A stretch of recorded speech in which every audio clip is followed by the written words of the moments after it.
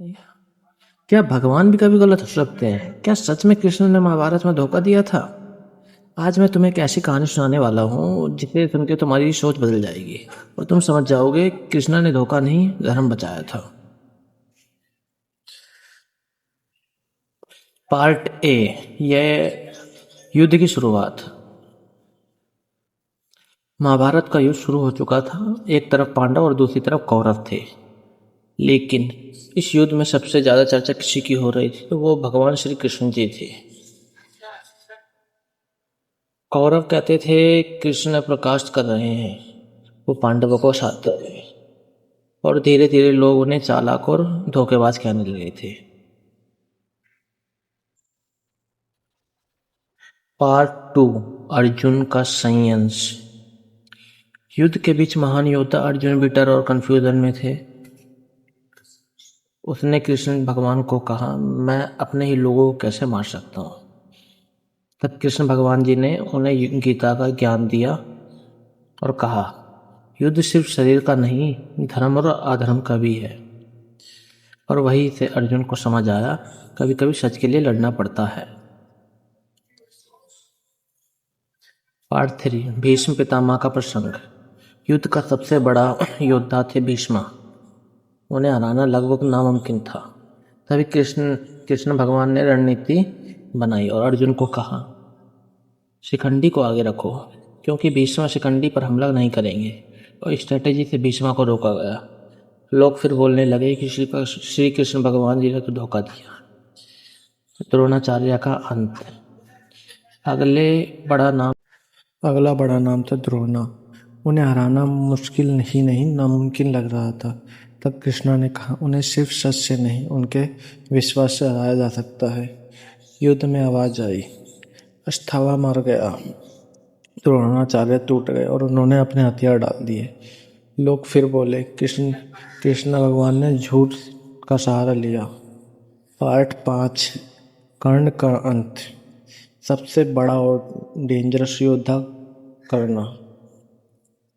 जब उसके साथ का जब उसके रथ का पहिया फंस गया तो उसने अर्जुन से रुकने को कहा। तब कृष्ण भगवान बोले, यह वही करना है जिसने द्रौपदी का अपमान देखा था। अधर्म के समय तुमने नियम नहीं माने, तो अब धर्म के लिए नियम बदलेंगे। और अर्जुन ने उसका वध किया। सच्चाई क्या है? अब सवाल यह है कि कृष्ण भगवान गलत थे या फिर वो धर्म बचाने के लिए टफ डिसीजन ले रहे थे।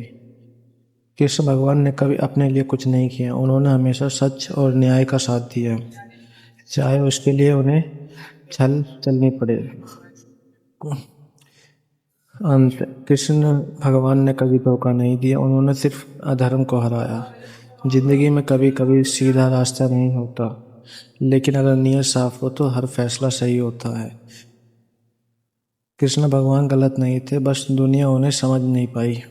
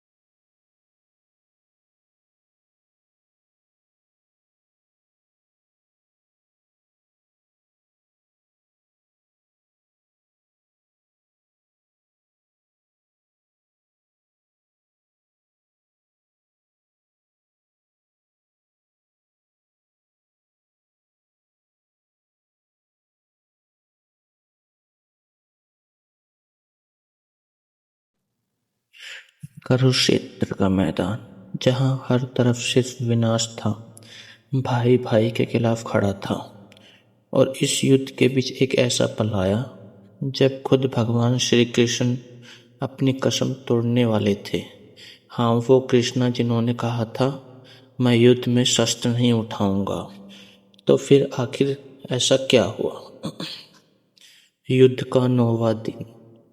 कौरव सेना के नेतृत्व कर रहे थे भीष्म पितामह, एक ऐसे योद्धा जिन्हें हराना नामुमकिन लगता था। उनके तीर बिजली की तरह गिर रहे थे। पांडव सेना बिखर रही थी। अर्जुन महान धुरंधारी, लेकिन आज वो कमजोर पड़ गए, क्योंकि सामने उनके अपने पितामह। अर्जुन के हाथ कांप रहे थे, वो तीर चला ही नहीं पा रहे थे। तब कृष्ण भगवान ने कहा, पार्थ, ये समय अपना कर्तव्य निभाने का है। लेकिन अर्जुन चुप रहा, और तब कृष्ण का सब्र टूट गया। उन्होंने तुरंत रथ को रोका, नीचे उतरो, और एक टूटा हुआ रथ का पहिया उठाया। उनकी आंखों में गुस्सा था। वो सीधा भीष्म की तरफ बढ़ने लगे। कृष्ण अपनी प्रतिज्ञा तोड़ चुके थे। ये देखकर भीष्म पितामह मुस्कुरा दिए। उन्होंने अपना हथियार नीचे रख दिया और बोले, आइए माधव, आज मुझे आपके हाथों मरने का सौभाग्य मिले। अर्जुन घबरा गया। वो तुरंत दौड़ा, कृष्णा के चरणों में गिर गया। प्रभु, आप अपनी कसम मत तोड़िए, मैं युद्ध करूंगा। कृष्णा रुक गए। उनका गुस्सा शांत हो गया। और वही पल था जब अर्जुन को अपना कर्तव्य समझ आया। ये कहानी सिर्फ युद्ध की नहीं है, ये धर्म की है, कर्तव्य की है। जिंदगी में भी जब हम अपने फर्ज से भागते हैं, तब एक कृष्ण हमें जगाने आता है। जब तक तुम अपने कर्तव्य से भागते रहोगे, तब तक तुम्हें अपने जीवन का कृष्ण नहीं मिलेगा।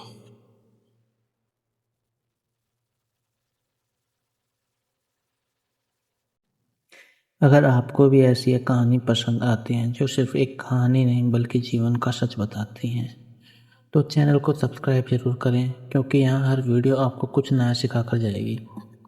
ऐसे ही पावरफुल महाभारत स्टोरीज के लिए आज भी सब्सक्राइब करो और बेल आइकन को दबाना मत भूलना। अगर आप भी अपने जीवन में धर्म और सच का रास्ता चाहते हैं तो इस चैनल को सब्सक्राइब कीजिए, क्योंकि यहाँ हर कहानी आपको एक नई सीख देगी। वीडियो पसंद आई तो लाइक ज़रूर करें, कमेंट में लिखो जय श्री कृष्ण, और ऐसे ही कंटेंट के लिए चैनल को सब्सक्राइब ज़रूर करें। अगर आपने अभी तक सब्सक्राइब नहीं किया है तो शायद आप अगली पावरफुल कहानी मिस कर देंगे, इसलिए अभी सब्सक्राइब करें। महाभारत के सबसे महान योद्धा कर्ण की कहानी, जो दोस्ती और धर्म के बीच फंस गया। इस वीडियो में जानिए कर्ण की असली सच, जो हर किसी को इमोशनल कर देता है। वीडियो एंड तक जरूर देखें। महाभारत का युद्ध सिर्फ तलवार और तीरों का नहीं था, ये था वचन का, अहंकार का और बलिदान का युद्ध। और इस युद्ध का सबसे दुखद और महान पात्र कर्ण थे। एक ऐसे योद्धा जो कभी गलत नहीं था, लेकिन हमेशा गलत साइड पर खड़ा था।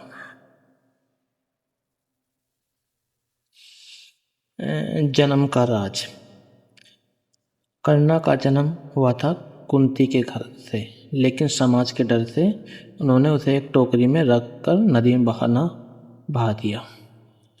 वहीं से शुरू हुई कर्ण की तकदीर। गरीबी और अपनापन। एक शरारती के घर पले कर्ण, लेकिन सपना था महान योद्धा बनने का। जब वो शस्त्र सीखे गए तो उन्हें उनकी जाति के कारण ठुकरा दिया गया। दुर्योधन के साथ। तब उनकी जिंदगी में आए दुर्योधन। उन्होंने कर्णा को रजिया दिया, सामान दिया, और वहीं से कर्णा ने वचन दिया, मैं हमेशा तुम्हारे साथ रहूंगा। दोस्ती या धर्म, यही कारण की सबसे बड़ी उलझन थी। दोस्ती या सच। वो जानते थे कि दुर्योधन गलत है, लेकिन अपना वचन नहीं तोड़ सकते थे। कवच कुंडल दान। एक दिन इंद्रा भिखारी बनकर आए और कर्ण से उनका कवच कुंडल मांग लिया। कर्ण जानते थे कि ये उनकी मौत का रास्ता है, फिर भी उन्होंने उन्हें सब दे दिया। अंतिम युद्ध। कुरुक्षेत्र में कर्ण और अर्जुन आमने सामने आए। युद्ध के बीच कर्ण का रथ फंस गया और नियम के अनुसार अर्जुन को रुकना चाहिए था, लेकिन तब भगवान श्री कृष्ण ने अर्जुन से कहा, ये ही है समय। क्लाइमैक्स। कर्ण की मौत। अर्जुन ने तीर चला दिया और गिरते हुए कर्ण ने बस इतना कहा, मैंने हमेशा दान दिया है, लेकिन बदले में क्या मिला। Ending of moral. कर्णा की कहानी हमें सिखाती है कि कभी कभी अच्छा इंसान होना ही काफ़ी नहीं होता, सही साइड पर होना भी ज़रूरी होता है। ऐसी ही पावरफुल कहानियों के लिए चैनल को सब्सक्राइब जरूर करें और बेल आइकन को प्रेस करें।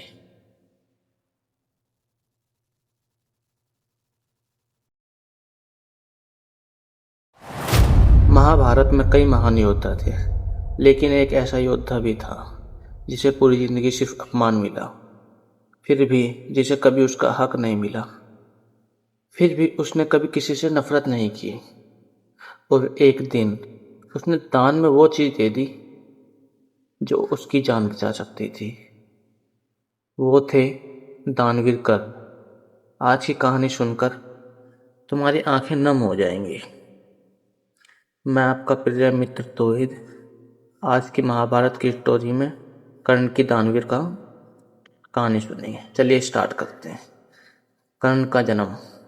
बहुत समय पहले राजकुमारी कुंती को एक अद्भुत वरदान मिला था। वो भी देवता को बुलाकर संतान प्राप्त कर सकती थी। एक दिन जिज्ञासा में उन्होंने सूर्यदेव का स्मरण किया और तभी पूरा कमरा तेज रोशनी से भर गया। सूर्यदेव प्रकट हुए और कुछ समय बाद जन्म हुआ कर्ण का। लेकिन कर्ण कोई साधारण बालक नहीं था। वो जन्म से ही कवच और कुंडल लेकर पैदा हुआ था, जो उसे अजय बनाते थे। लेकिन समाज के डर से कुंती डर गई। उन्होंने नवजात कर्ण को एक टोकरी में रखा और नदी में बहा दिया। आखिर एक मां ने अपने बेटे से दूर हो गई। सूत्रपुत्र का अपमान। कर्ण को एक सारथी और उसकी पत्नी ने पाला। उन्होंने उसका नाम कर्ण रखा। कर्ण बचपन से ही धनुष चलाने में अद्भुत था, लेकिन समाज में उसे सिर्फ सूतपुत्र कहा गया। जब भी वो किसी प्रतियोगिता में जाता, लोग उसका मजाक बनाते। एक दिन उसने गुरु द्रोणा से शिक्षा मांगने की कोशिश की, लेकिन द्रोणाचार्य बोले, राजाओं की शिक्षा किसी भी सूतपुत्र को नहीं दी जा सकती। उस दिन कर्ण का दिल टूट गया, लेकिन उसने कभी हार नहीं मानी। परशुराम और श्राप। कर्ण ने फैसला किया कि वो दुनिया के सबसे अच्छे और सबसे बड़ा योद्धा बनेंगे। वो भगवान परशुराम के पास पहुंचे, लेकिन उसे पता था कि परशुराम सिर्फ ब्राह्मणों को शिक्षा देते हैं। इसलिए कर्ण ने झूठ बोला। उसने खुद को ब्राह्मण बताया। परशुराम की प्रतिभा से बहुत खुश हुए। उन्होंने कर्ण को दिव्य अस्त्रों का ज्ञान दिया। लेकिन एक दिन परशुराम कर्ण की गोद में सिर रखकर सोच रहे थे। तभी एक जहरीला कीड़ा कर्ण की जांघ में घुस गया। खून बहने लगा। दर्द असहनीय था, लेकिन कर्ण हिला तक नहीं, ताकि गुरु की नींद न टूटे। जब परशुराम जागे तो वो समझ गए कि कोई साधारण इंसान इतना दर्द नहीं सह सकता। उन्होंने गुस्से में कहा, तुम ब्राह्मण नहीं हो। कर्ण रो पड़ा, लेकिन अब बहुत देर हो चुकी थी। परशुराम ने श्राप दिया, जब तुम्हें सबसे ज्यादा अपने ज्ञान की जरूरत होगी, तब तुम सब भूल जाओगे। दुर्योधन की दोस्ती। एक दिन हस्तिनापुर में प्रतियोगिता हो रही थी। अर्जुन सबको अपनी कला दिखा रहा था। तभी अचानक कर्ण मैदान में उतरे। उसने अर्जुन से भी बेहतर प्रदर्शन किया। पूरा मैदान चौंक गया। लेकिन तभी सवाल उठा, तुम्हारा जन्म किस कुल में हुआ है? कर्ण चुप हो गए। लोग उसका मजाक उड़ाने लगे।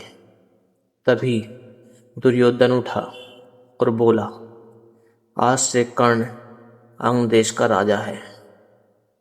पूरा मैदान शांत हो गया। उसी दिन पहली बार किसी ने कर्ण को उसकी जाति से नहीं, उसकी प्रतिभा से पहचाना। और उसी दिन कर्ण ने वचन दिया, मैं जीवन भर दुर्योधन का साथ दूंगा। दानवीर कर्ण सिर्फ एक अच्छा महान योद्धा ही नहीं था, वो दुनिया का सबसे बड़ा दानी भी था। कहा जाता है कि उसके दरबार में कभी कोई खाली हाथ नहीं लौटा। महाभारत युद्ध से पहले देवताओं के राजा इंद्र जानते थे कि कर्ण को हराना आसान नहीं है, क्योंकि उसके पास जन्मजात कवच और कुंडल थे। इसलिए इंद्र एक ब्राह्मण का रूप लेकर उसके पास पहुंचे और दान मांग लिया। कर्ण समझ गया था, लेकिन फिर भी मुस्कुराए और बोले, दानवीर कभी किसी को खाली हाथ नहीं लौटाता। फिर उसने अपने शरीर से कवच का कुंडल काटकर दान कर दिया। खून बह रहा था, लेकिन उसके चेहरे पर दर्द नहीं, सिर्फ मुस्कान थी। उस दिन कर्ण ने सिर्फ दान ही नहीं दिया था, उसने अपनी मौत में भी दान दे दी थी। अंतिम युद्ध। महाभारत का सबसे भयानक युद्ध शुरू हुआ। एक तरफ अर्जुन था और दूसरी तरफ कर्ण। दोनों के बाणों से धरती कांप रही थी। तभी अचानक कर्ण का रथ का पहिया जमीन से धंस गया और उसी समय उसे परशुराम का श्राप याद आया। वो दिव्य मंत्र भूल चुका था। कर्ण ने अर्जुन से कहा, रुको, युद्ध का नियम कहता है कि निहत्थे पे वार नहीं किया जाता। लेकिन तभी कृष्णा बोले, जब द्रौपदी का अपमान हो रहा था तब तुम्हें नियम याद नहीं थे? अर्जुन ने तीर छोड़ा और अगले ही पल महान योद्धा कर्ण धरती पे गिर पड़ा। अंतिम। कर्ण पूरी जिंदगी सम्मान चाहता रहा, लेकिन उसे सिर्फ अपमान ही मिला। वो जानता था कि वो गलत पक्ष में है, फिर भी उसने दोस्ती निभाई। उसने कभी अपने दर्द का बहाना नहीं बनाया और शायद यही वजह है कि महाभारत खत्म होने के बाद भी लोग कर्ण को नहीं भूल पाए। कर्ण हारकर भी महान बन गया, क्योंकि कुछ लोग जीत से नहीं, अपने चरित्र से याद रखे जाते हैं। अगर आपको ऐसी ही महाभारत की सच्ची और भावुक कहानियाँ पसंद है तो चैनल को सब्सक्राइब जरूर करें और कमेंट में जय श्री राम जरूर लिखें। मैं आपके लिए इतनी मेहनत करता हूँ, आपको भी थोड़ा सा फल दिखाना चाहिए ताकि मुझे मोटिवेशन मिले। Thank you so much guys. आपका प्रिय मित्र तोहिद। मिलते हैं महाभारत की अगली कहानी में।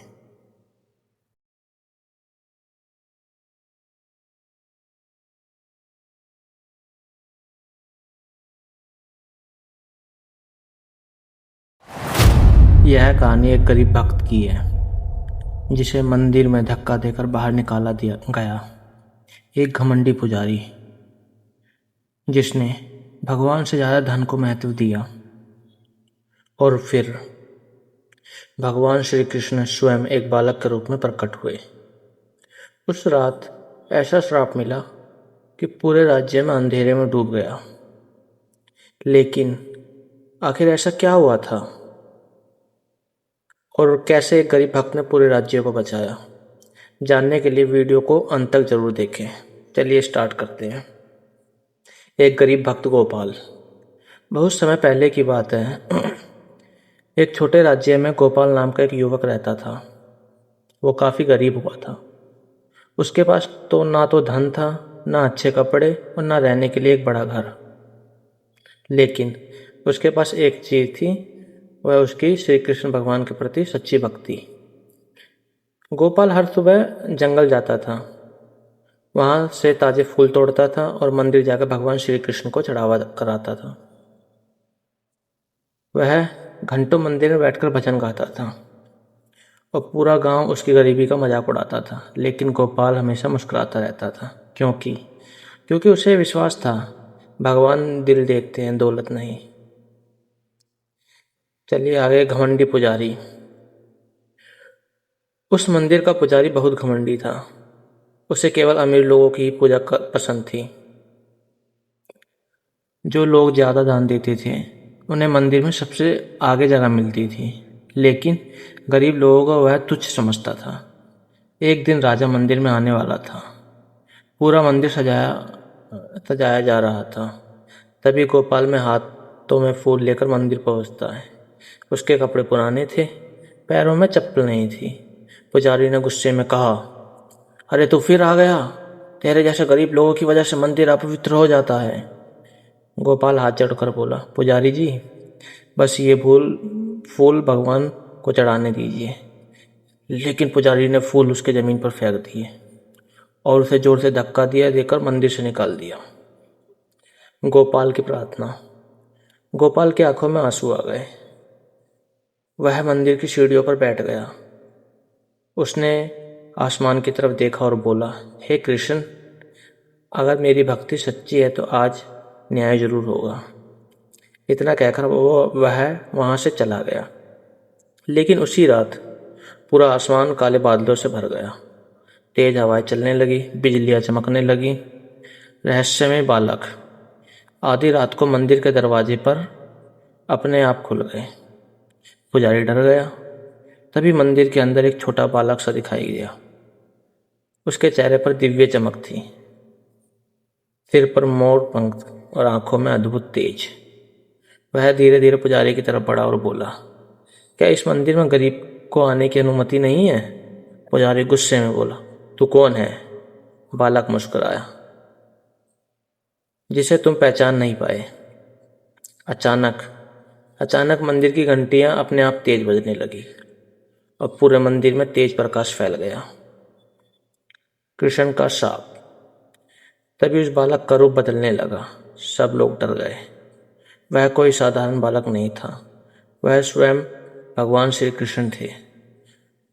पुजारी कांपने लगा। भगवान कृष्ण बोले, तुम धन को भगवान समझ लिया और सच्ची भक्ति को अपमान किया। जिस राज्य में गरीब भक्त का अपमान होता हो, वह सुख कभी नहीं टिकता। इतना कहते ही मंदिर की सारी रोशनी बुझ गई। पूरे राज्य अंधेरे में डूब गए। लोग डर से चिल्लाने लगे, राज्य में विनाश। धीरे धीरे पूरे राज्य में दुख फैलने लगा।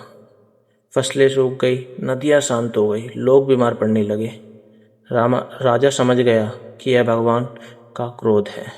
उसने तुरंत सैनिकों को आदेश दिया, गोपाल को ढूंढो, केवल वही इस राज्य को बचा सकता है। अंतिम प्रार्थना। कई दिनों बाद गोपाल जंगल में मिला। वह शांत बैठकर भगवान का नाम ले रहा था। राजा उसके चरणों में गिर पड़ा। हमें माफ़ कर दो। गोपाल बोला, मैं कौन होता हूँ माफ़ करने वाला? सब भगवान की इच्छा है। फिर गोपाल मंदिर पहुंचा। उसने ज़मीन पर पड़े वही फूल उठाए जो उस दिन फेंक दिए थे। उसने आंखें बंद की और कहा, हे कृष्ण, अगर मेरी भक्ति सच्ची है तो इस राज्य को माफ कर दीजिए। अचानक मंदिर की मूर्ति से तेज प्रकाश निकला। पूरे राज्य रोशनी से भर गए। लोग खुशी से रोने लगे। उस दिन सबने समझ लिया, भगवान को धन नहीं, सच्चा दिल पसंद है। अगर आप भी भगवान श्री कृष्ण में विश्वास रखते हैं तो कमेंट में राधे राधे लिखें। वीडियो पसंद आई हो तो लाइक करें, शेयर करें और सब्सक्राइब करें, और ज़्यादा से ज़्यादा बेल आइकन को प्रेस करें ताकि अगली वीडियो आपसे छूट ना पाए।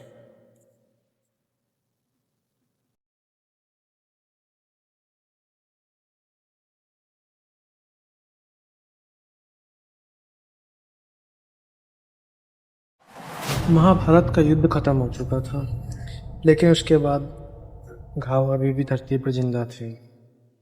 कुरुक्षेत्र की मिट्टी में आज भी खून की गंध थी और इंसान के दिलों में लालच का बीज बोया जा चुका था। भगवान श्री कृष्ण जाने के बाद धीरे धीरे धर्म कमजोर होने लगा।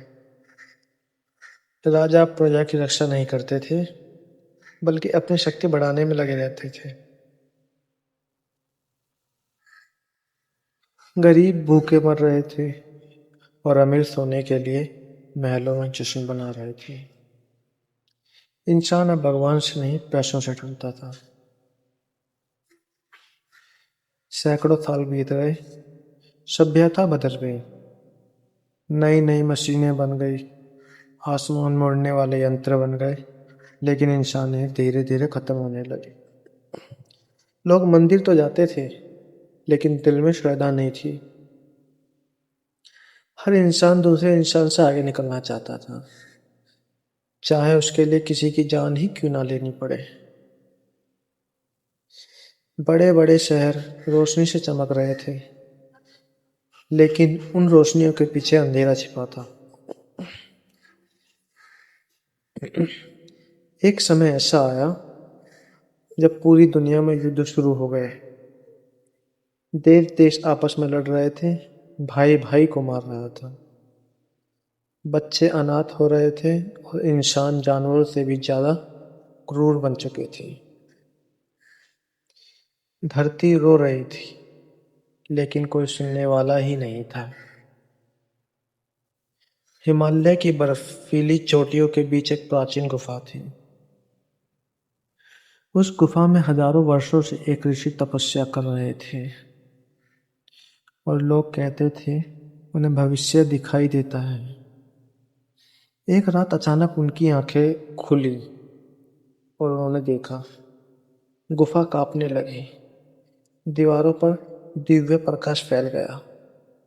ऋषि ने धीरे से कहा, ऋषि, वह आने वाला है, विष्णु का अंतिम अवतार।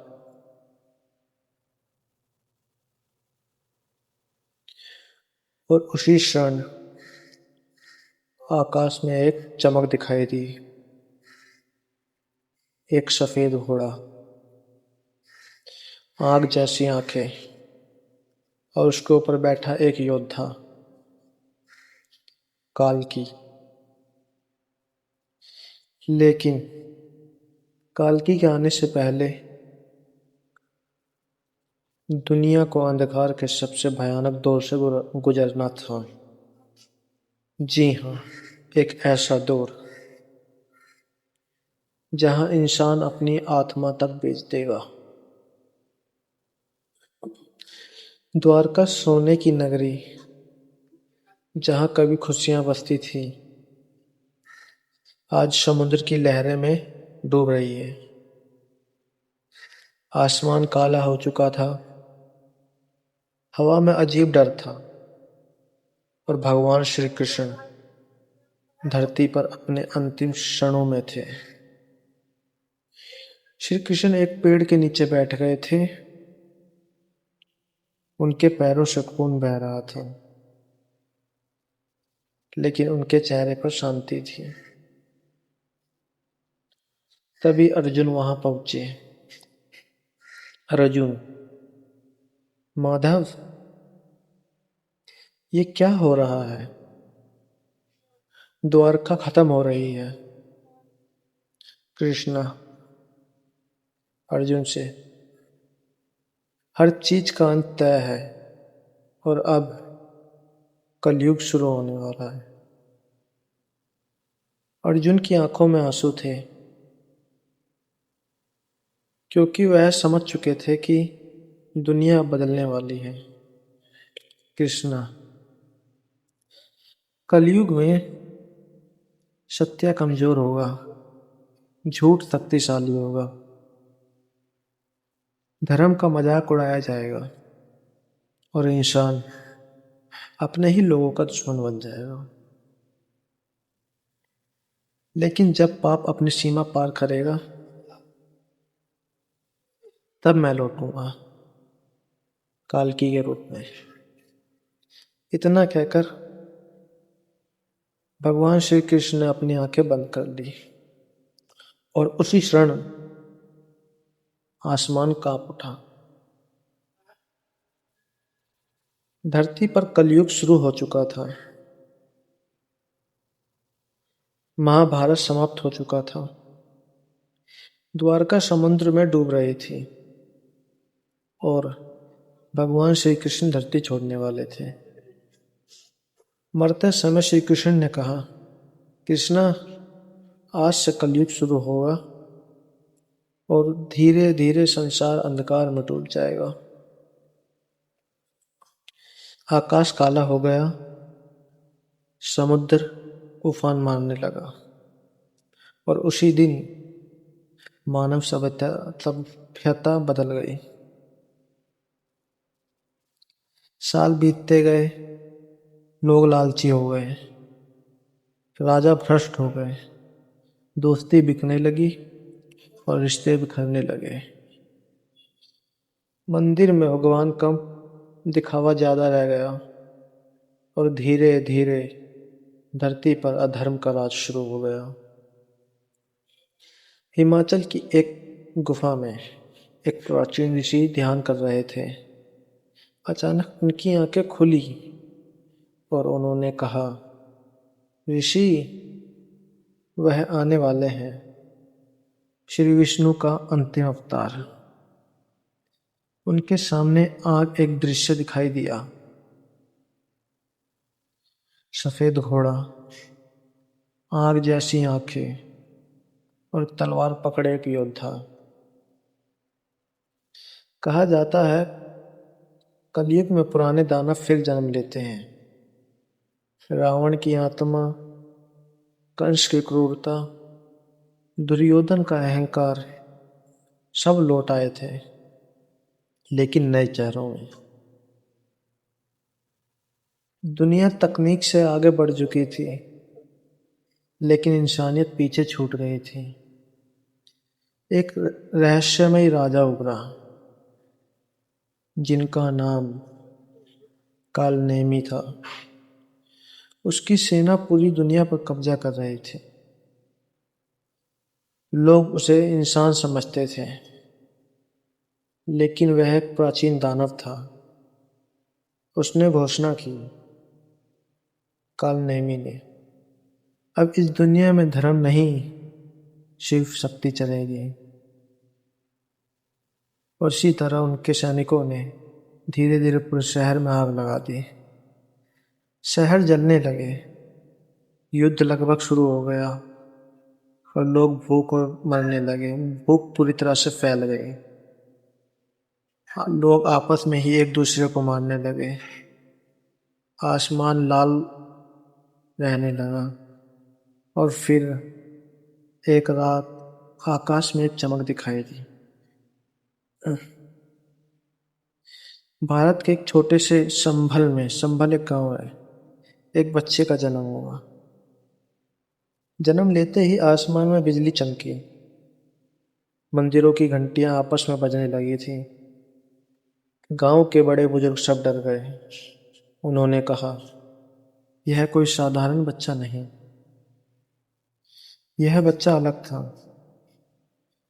जंगली जानवर उसके सामने शांत हो जाते थे। सांप उसे देखकर भाग जाता था। उसकी आंखों में एक अजीब सी चमक थी।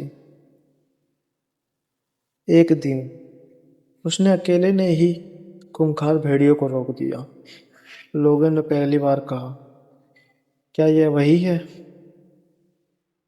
एक बूढ़े साधु बाबा गांव में आते हैं। उन्होंने बच्चे को देखा और जमीन पर झुक गए। साधु, हे प्रभु, आपका इंतजार हजारों सालों से था।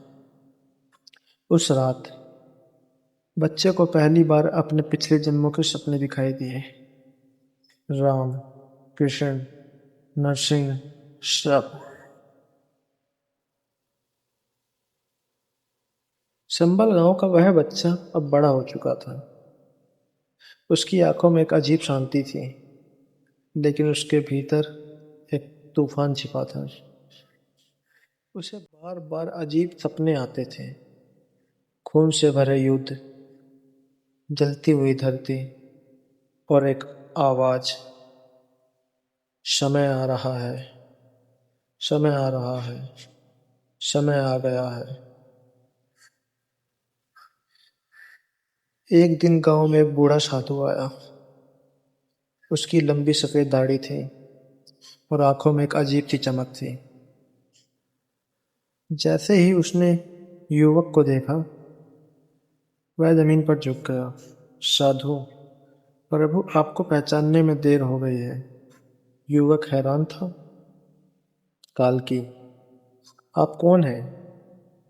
साधु, मैं सिर्फ संदेश वाहक हूँ।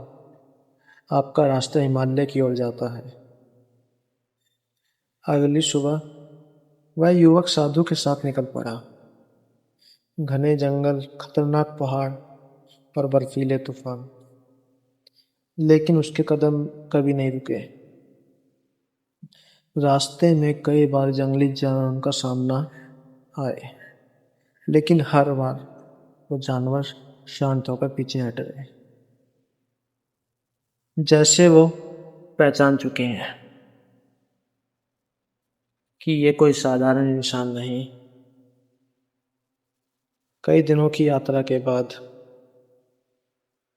वे हिमालय की सबसे ऊंची चोटी पर पहुंचे। वहां बर्फ के बीच एक प्राचीन मंदिर छिपा था। उस मंदिर के दरवाजे हजारों सालों से बंद थे, लेकिन जैसे ही वह युवक वहां पहुंचा, दरवाजे अपने आप खुल गए। अंदर 4 लोग उसका इंतजार कर रहे थे। परशुराम, अश्वत्थामा, कृपाचार्य और विभीषण, अमर योद्धा। एक आदमी धीरे धीरे अंधेरे से बाहर आया। उसके माथे से खून बह रहा था। आंखों में हजारों सालों का दर्द था। वह था अश्वत्थामा। अश्वत्थामा, मैंने महाभारत देखा है और अब कलयुग का अंत देखूंगा। उसकी आवाज सुनकर पूरा मंदिर कांप उठा। परशुराम, अगर तुम्हें दुनिया बचानी है तो पहले खुद को जीतना होगा। और उसी दिन से शुरू हुआ दुनिया का सबसे कठिन प्रशिक्षण। बर्फीले पहाड़ों पर तलवारों का अभ्यास कराया गया। आंखें बंद करके ध्यान लगाया गया। आंख के बीच खड़ा रहना, घंटों तक मंत्र जाप करना।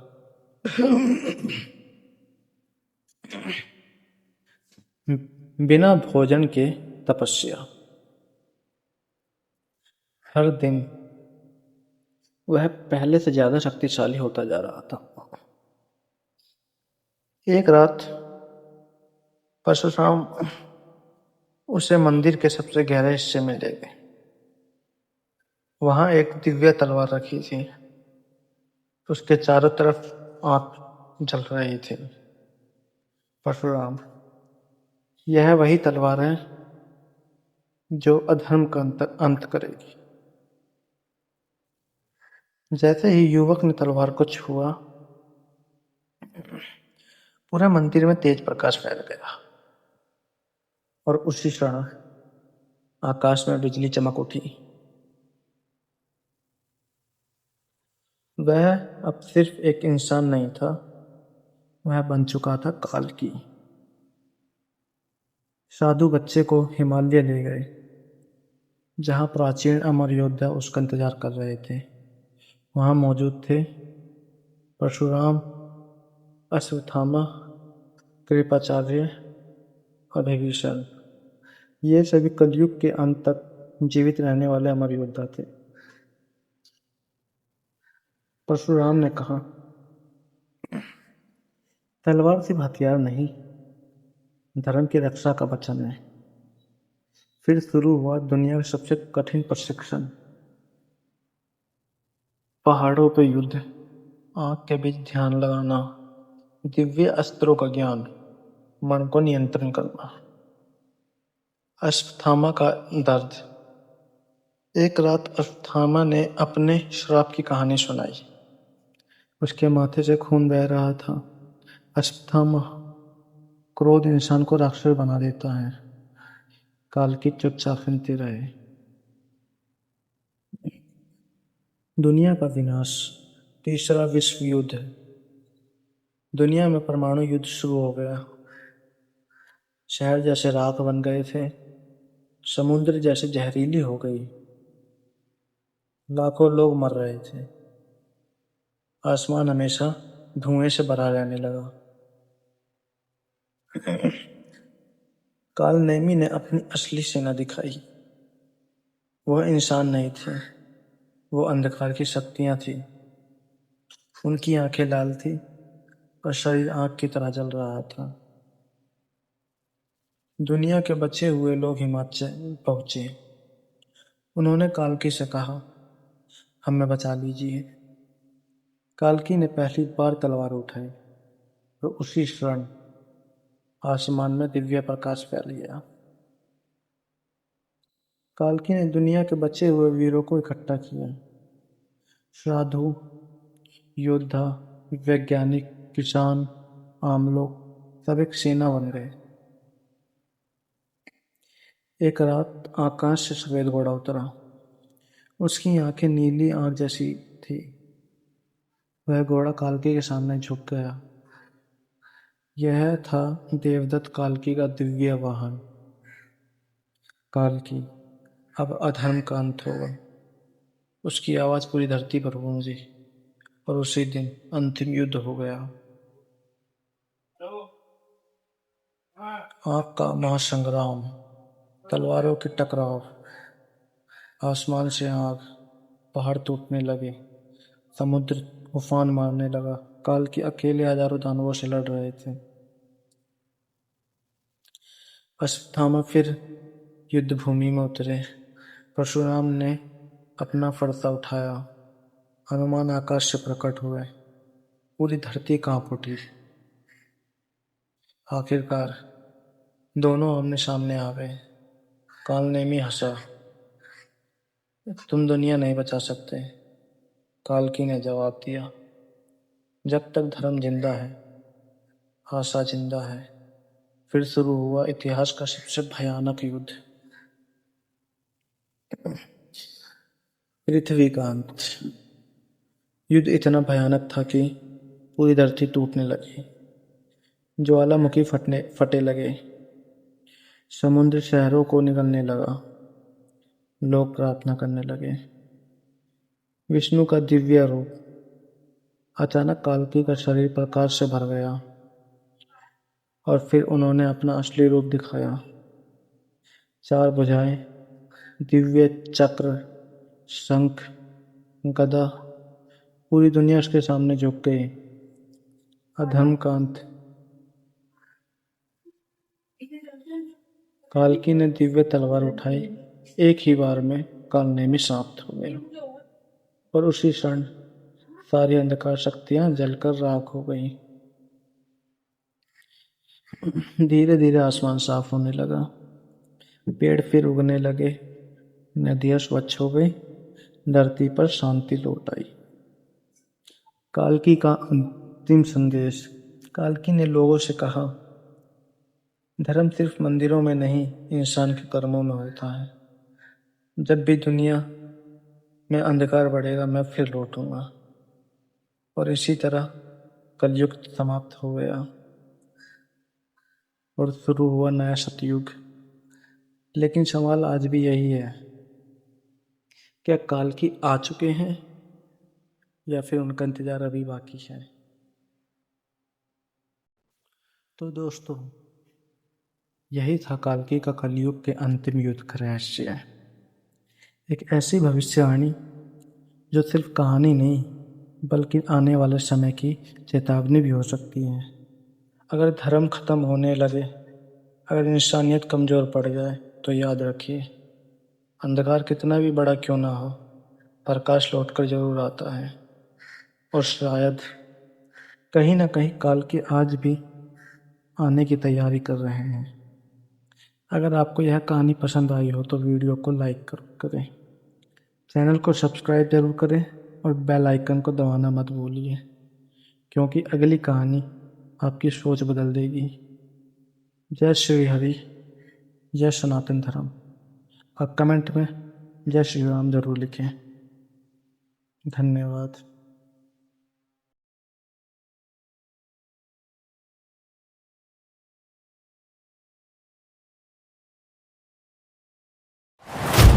कहा जाता है जब धरती पर पाप अपनी सारी हदें पार कर देगा, जब इंसानियत सिर्फ एक शब्द बनकर रह जाएगी, जब हर तरफ धोखा, लालच और मौत का अंधेरा होगा, तब लौटेगा एक ऐसा योद्धा जिसे पूरी दुनिया हजारों साल पहले भूल चुकी है।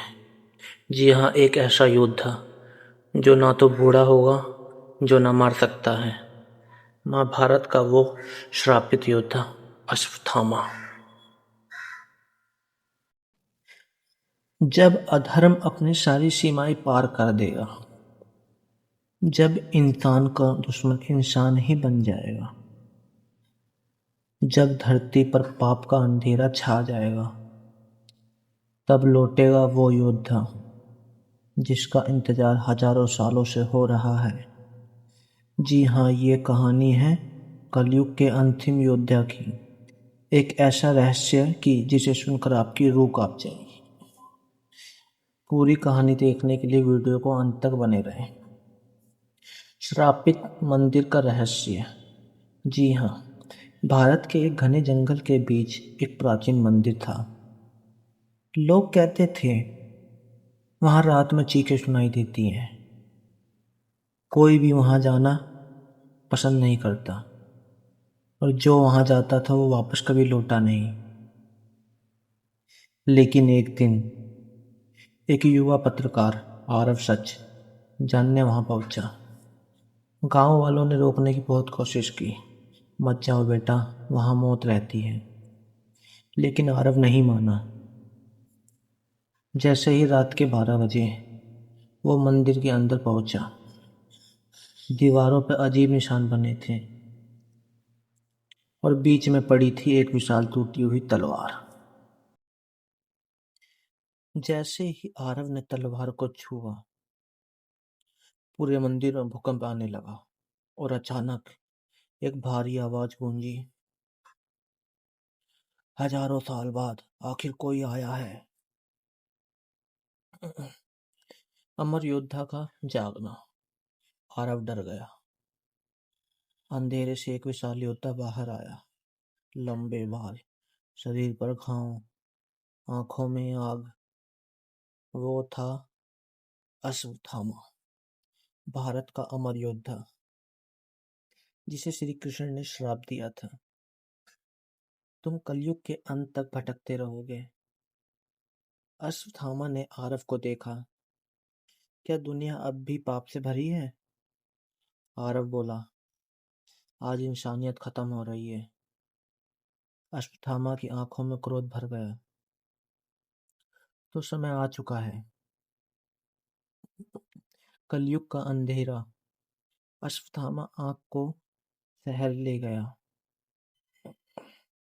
जहां लोग पैसों के लिए अपने को मार रहे थे। बच्चे भूखे थे, निर्दोषों पर अत्याचार हो रहा था।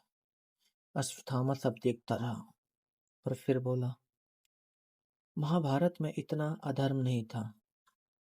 उसी रात आसमान लाल हो गया, धरती कांपने लगी और समुद्र से निकला एक भयानक दैत्य जिसका नाम कालनेत्र, एक ऐसी शक्ति जो कलयुग खत्म करना चाहती थी। विनाश की शुरुआत। कालनेत्र जहां जाता वहां मौत फैल जाती थी। पूरे शहर में चीखें गूंजने लगी। सरकार, सेना, कोई उसे नहीं रोक पा रहा था। तब अश्वत्थामा ने अपनी विशाल तलवार उठाई और बोला, अब युद्ध होगा। बारिश, बिजली, आग, पूरा शहर युद्ध भूमि बन गया। अश्वत्थामा और कालनेत्र की लड़ाई शुरू हुई। एक बार में इमारतें टूट जाती, धरती फटने लगती। ब्रह्मांड शास्त्र का रहस्य। लड़ाई के दौरान कालनेत्र हंसने लगा। हा हा हा हा, तुम मुझे नहीं हरा सकते। तब अश्वत्थामा बोला, मेरे पास अभी भी पराशक्ति की शक्ति है। आरव चौंक गया। अगर ब्रह्मशस्त्र चला तो पूरी धरती खत्म हो जाएगी, लेकिन अब कोई रास्ता नहीं था। अश्वत्थामा ने आंखें बंद की। आसमान में तेज प्रकाश फैल गया। हवा अचानक रुक गई और उसके हाथों में प्रकट हुआ ब्रह्मण शास्त्र। अंतिम युद्ध। कालनेत्र पूरी शक्ति से अश्वत्थामा पर हमला किया, लेकिन तभी अश्वत्थामा ने ब्रह्मास्त्र छोड़ दिया। पूरा आसमान अचानक चमक उठा। ऐसा लगा जैसे सूर्य धरती पर उतर आया हो। कुछ सेकंड बाद सब शांत हो गया। कालनेत्र खत्म हो चुका था, लेकिन अश्वत्थामा भी गायब हो गया। सिर्फ उसकी तलवार बची। आरव तलवार उठाता है और तभी उसके हाथ पर एक चमकता हुआ निशान बन जाता है। अचानक वही भारी आवाज फिर गूंजती है, अब अगला रक्षक तुम हो। और कहा। आरव की आंखें डर से फैल गई और तभी आसमान से फिर से वही बिजली चमकी, जैसे कोई नई बुराई जन्म लेने वाली हो।